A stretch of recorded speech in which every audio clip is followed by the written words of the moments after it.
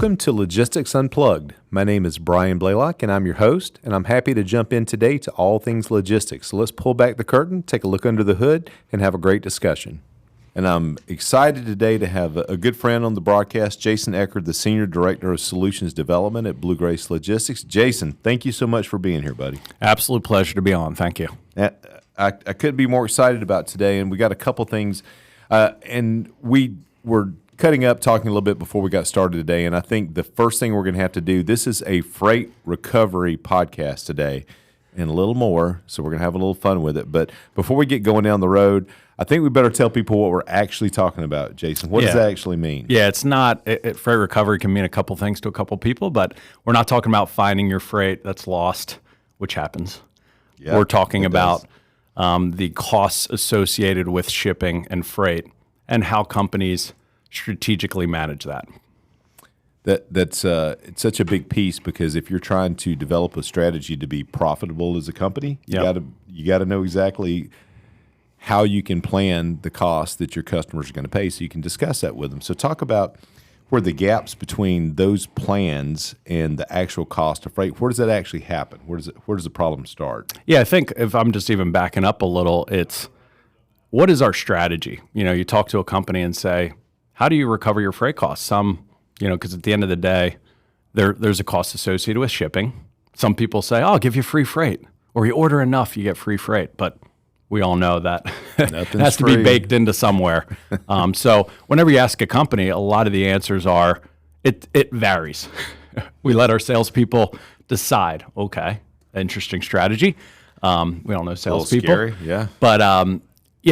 But when you are billing back the customer, there's two methods of thought there. Do we just straight bill them back? Hey, I got quoted $200 for the shipment. I bill the customer $200. Or do I have a markup and use it as some say they're offsetting warehouse costs, right? To package it, palletize it, all those things. There is a cost associated, so they pass a little of that onto the customer, and others really use it as a revenue. So they might mark it up 15, 20, 30% and actually make a little money from that. So it really depends on your strategy. Okay. Yeah, I know we've all stayed up way too late and watched late night TV and seen the commercials. That this is free. All you have to pay is the cost of shipping and handling. And that's kind of a loaded bullet, isn't it, Jason? Oh, yeah, for sure. So, and that's funny, after being in this industry for a decade or so, we start figuring that out, right? Oh, yeah. So talk to me a little bit about not getting it right. What are some of the real consequences that happen when you not just have a strategy for planning the extra 15% or just recovering the straight cost, whatever it is, but what happens when you just get the numbers wrong? What are some of the ramifications of that? Yeah, it just eats into your profitability, right? So easy example, that $200 that you passed on to your customer, well, we see typically in that 35 to 40% of shipments vary from what they were originally quoted. That can be carrier just charges you wrong. They messed up the tariff. Sure. There's some challenges there. Or it's accessorials, right? Your lift gates. You get lumpers, sort and seg that sometimes are out of your control. So really understanding those is crucial. So in that example, you charge $200, all of a sudden your bill comes back at $250. Most companies are already billing back their customer ahead of time when it ships or the next day. Right. So now you get a bill for $50 extra. Are you going back to your customer and charge them the extra $50? Probably not. So now instead of recovering the $200 that you charge them, you actually lost $50 on that shipment. So you're below 100% freight recovery. And that's where the challenges happen. That sucks, Jason. Yeah, that's not fun. That's not fun. So those just kind of fall by the wayside. But when the CFO or executives look at it, they're wondering where some of their profitability goes. Well, and speaking of the CFO looking at it and other stakeholders within the organization looking at it, talk to me about the fix. Talk to me about having visibility to your supply chain, what that really means. What are we talking about when we talk about visibility into the supply chain? Yeah, I mean, it starts with just what is your cost to serve. So understanding many companies don't have that easy visibility for data to know what was my plan cost, what's my actual, what is that true impact. And from a strategy end, people set it and forget it. They set a strategy. You ask some of these companies and they're like, when was the last time you actually reviewed your costs associated? And they're like, I think it was 3-4 years ago. And you're like, oh my gosh, right? I mean, obviously freight rates change. So having that visibility to truly understand. And when we say cost to serve, Brian, you know this, but that can even be, right, there's an inbound component where you're getting the raw goods, whether that's international, domestic supplier.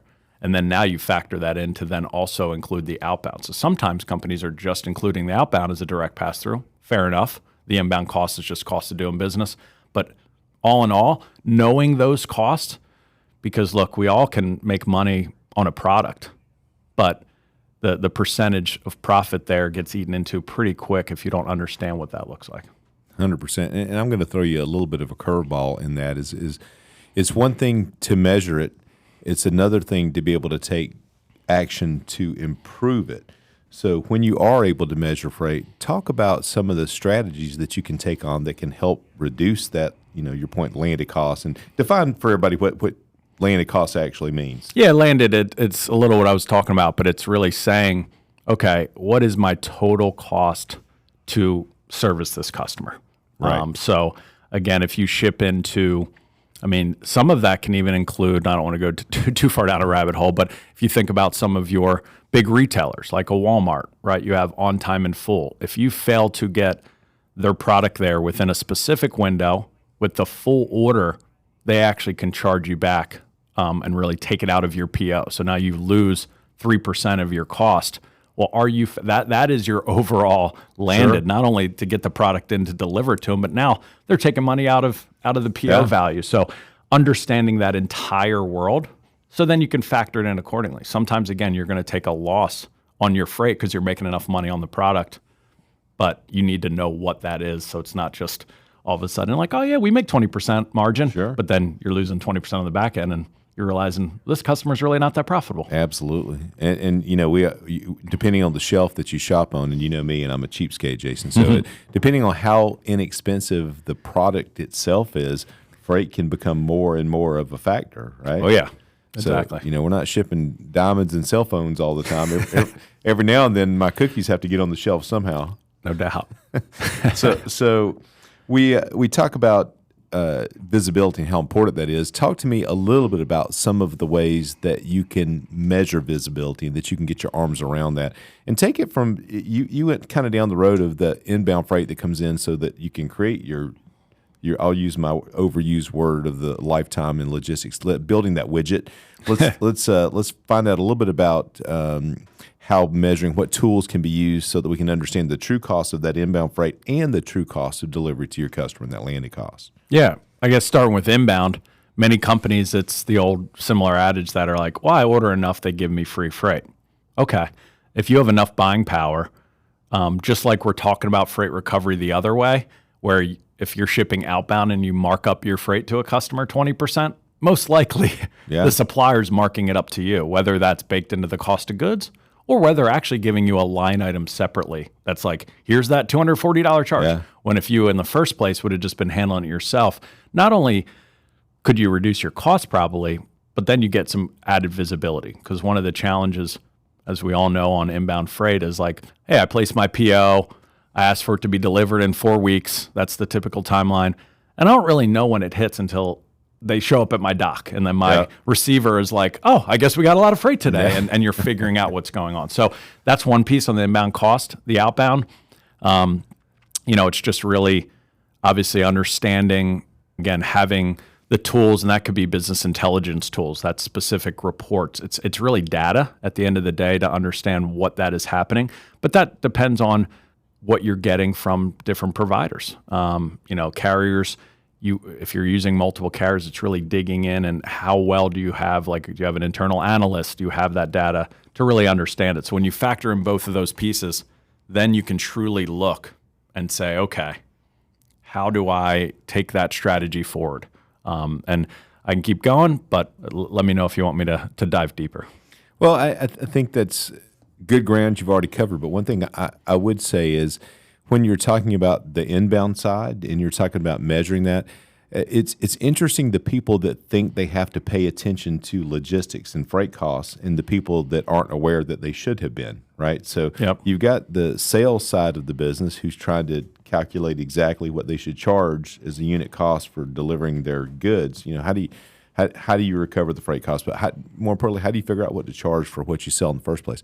Same thing applies to purchasing groups. They just don't always know that, right? If you're evaluating who am I buying my stuff from, you really have to think about that, because you could make some really bad decisions not understanding the impact of freight from a particular vendor. Would you say that's fair? 100% agree. And most purchasing folks, right, or procurement, right, it's a intermixed word there on the inbound side. They want nothing to do with freight. Yeah, the joy 100%. they have is negotiating with their suppliers. That's what they know. It's product cost. Who do I buy from? The relationship. We see so many times customers that have, even if they're controlling the freight, they have the simplest of routing guides. That's like, you know what? Just use this one carrier for everything. And you're like, that's probably, when was the last time you evaluated that? Yep. Because you're probably leaving money on the table and not optimizing your supply chain. So yeah, they just don't want to deal with it. Yeah, I 100% agree. And I'm gonna ask you. And I know this is kind of out of left field, and I've got an example or two that I can think of. But let me know if you have top of mind an example of either on the purchasing side or even on the sales side where not having your arms around that was a little bit detrimental to the profitability of a company, and how recovering that made that improvement, bridge that gap. Yeah. So I mean, I think the one that we were just talking about inbound, where they had just one national provider that was being utilized all the time, and again, just purely for convenience. When clearly you can, if you work with a network and of regional, national carriers that handle specific areas, each one a lot of times has their respective areas where they drive the most value. So when you can have companies make it easy for them to book the shipment by picking the proper carrier on the front end, it's an easy way. So in that example, I think we reduced it. It was probably about 17% in that one, just by, not just, hey, don't just be kind of lazy on your routing guide. Yeah. Have them reach out, let us book it, let us pick the right carrier, give you greater visibility, right? That would be one kind of easy example. On the outbound side, yeah, it's multifaceted. When you can understand why you're getting the costs on the back end, so if you bill that $200 early example I gave you, and you get $250 on the back, well, sometimes you actually may not have chosen that same carrier to begin with if you accurately knew that liftgate fee on the front end. Absolutely. So many companies that you're working with, 3PLs and partners, they can go out there and actually update it in the product book, or in the address book, apologies, to make sure that's defaulted for next time. So you run it across it once. Hey, once, shame on me, right? Yeah. The situation. But making sure it's updated so the next time they ship to those providers, it's accurately reflecting any accessorials that are needed, where somebody doesn't have to think about it. Doesn't have to be what's your routing guide? Oh, they've been here forever. They know it. It's for sure. That whole. So you do that, but then you also give visibility of others. So again, going into grocery warehouse, there was one example we had, and they were like, I have no understanding of, we keep getting these lumper fees, these sort and seg. And for those out there that know, lumpers, you're basically paying in theory for the receiver, warehousing folks. You're paying for them to unload it, and sort and seg. Now you're paying for them to organize it within their warehouse. So for sure, that's the cost of doing business a lot of times with those folks. But if you don't have your arms around that, that can many times be even more than the cost of your freight. So you ship a $200 shipment, and we saw on average it was going up about 120% with the lumper and sort and seg components. So instead of $200, it's like $400 and some dollars, right? Wow. Well, clearly that's going to make a big impact in your profitability. So those are a couple things there. And then I also think about minimum order quantity. MOQ is a big term that's out there. Many organizations want to get in the door, right? If Brian, you and I start a company tomorrow, we're just kind of like, hey, we're going to ship. We're just going to charge one flat rate. Oh, you know what? If you order this, you get it for free, but you don't really, again, that's one of those kind of set it and forget it, where they fail to analyze that regularly. And it's not the same for every customer. If you're shipping from Florida here to another customer in Florida, we know that minimum's a little different, where you can get more, what we're saying on minimum order, you can get more product on there. So if you ship a 200-pound shipment, you could probably have made that 400, 500 pounds, and it would have been the same freight cost to me as the shipper. So why not have that access to your salespeople where they could actually upsell at a reduced rate on your product cost to win more business? 100%. and get zero extra in freight costs. So helping companies do that, it starts with the data and then having somebody that actually understands it to give some insights so they can regularly review when they have those conversations with their customers. I love it. And you're kind of going down the road I wanted to go into next, Jason, which is we always want to make sure that as we get toward the end of our sessions that we leave everybody with something that they can do. And I like where you just went, because being able to analyze exactly what the appropriate order quantities are, looking at maybe opportunities to consolidate shipments or consolidate freight is always interesting. But I know that strategically your team has worked on not just that, but looking at things a little bit more from the order out and trying to do creation of loads instead of just creating a shipment and hoping that worked appropriately, being able to negotiate by creating a load plan from the order level out. Talk to me a little bit about that. Yeah, I mean, optimization it's a big buzzword, certainly, but it is important to look at that level because, I've personally been in the small parcel arena for many years, been in freight for many years. So I've been, 23 plus years doing this. But if you told me right now and just said, hey, I have a shipment for 136 pounds, what's the best way to ship it, small parcel or LTL, for just an easy example? It depends. I would have to have a tool to understand what my rate is on the small parcel, LTL, but then you talk about other modes as well. Could you do a multi-stop truckload? Could you, ship it a partial or a dedicated straight truck? There's just so many options out there. And when you have that in one place, to your point, you can really drive costs out where you do a multi-stop truckload instead of a bunch of LTLs. Yeah. You're really, sometimes that's 15, 20, 40% we see. So your cost to serve now comes down, more profitability, pretty easy thing. But yeah, that's something that's important, I think, certainly to have and to understand. And it's so funny, Jason, when you talk about them bringing you that question of what's the best way for me to ship this 135-pound item. And I know that your skin's going, sometimes the best thing is not to ship that 135-pound item, right? Is that the last 135-pound item you're ever going to ship? Should we understand the orders, where they're going, where they're starting from? So super helpful tip. Appreciate you giving that, Tim. And, Jason, I can't believe it's taken this long for me to get you in this room, because you and I have worked together for a while, and I've known you for a while.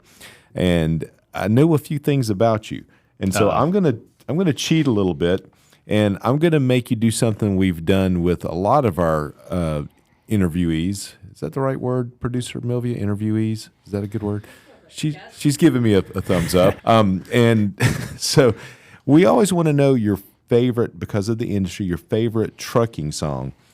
But I'm going to ask you to go a step further, because if you saw the two of us sitting here, this next comment would surprise you. But Jason's got some rap skills. And I'm going to ask you, if possible, first share with me your favorite trucking song, if you have one. If you don't, I know you've played around a little bit with some things in the industry yourself. So I'm going to put you on the spot, and we're gonna go live with a performance from Jason. So first part, the song. I mean, there's obviously classics, and most people talk about like Eastbound and Down. Now, for me, it's not specifically a trucking song, but Life is a Highway. Okay. Is because here's why, right? If you're a driver, you're on the road all the time. And I'm hoping, maybe in my mind, I just hope people are out there just, life is a highway, right? Okay. I want to ride it all night I didn't long. know I was going to get a singing performance along. I'm not that good singer, but point is, that's kind of also how I live, right? You got to enjoy life. 100%. Make the best of it. So I feel like if they're out there doing it on the road, clearly it's a grind, it's brutal, but they have to enjoy it in some way. So that's kind of the one I think about. Now, as far as songs, I do write some parodies. And I did one for the trucking off the Chamillionaire song. So I have the words in front of me. Hang on. Let's see if we can do it. All right. So you need a warm-up exercise or anything? I think we'll just go into it. Yeah.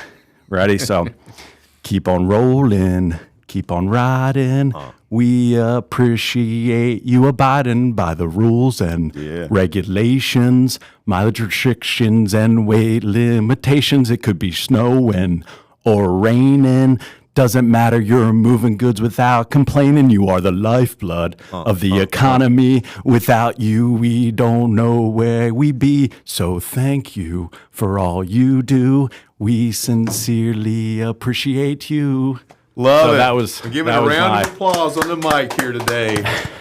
I don't ask for much, and I got a live performance live on the show today. Listen, Jason, that was a blast, and thank you so much for it. It took some guts to step on here early in the morning and put that out. Love it. Love what it does for to lift up the people in the industry a little bit. I love the listeners. Thank you for logging on every Tuesday. Jason, thank you so much for doing this. We're going to do it again. Really appreciate you having me. That's a wrap.